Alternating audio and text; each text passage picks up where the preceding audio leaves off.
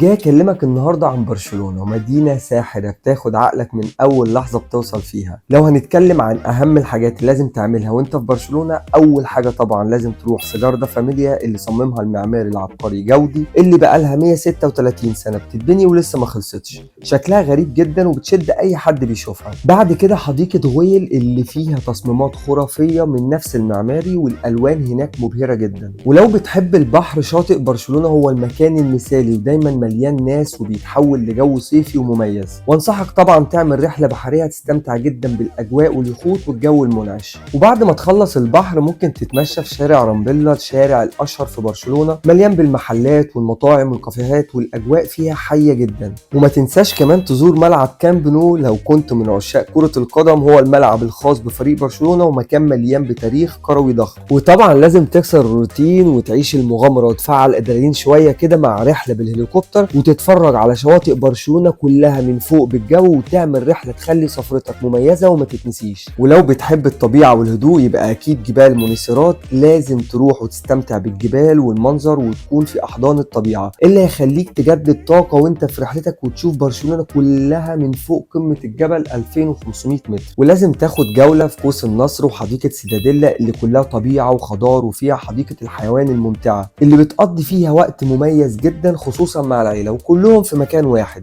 وبرشلونة كمان مشهورة بالأكلات اللذيذة زي أطباق التبس والمأكولات البحرية. برشلونة مدينة مليانة حياة وجمال وطبيعة، من شواطئها الرائعة لفنها وتاريخها. باختصار برشلونة مش مجرد مدينة، هي تجربة بتعيشها بحواسك كلها. لو بتحب السفر ما تنساش تعمل لي فولو عشان نكتشف كل جديد مع بعض.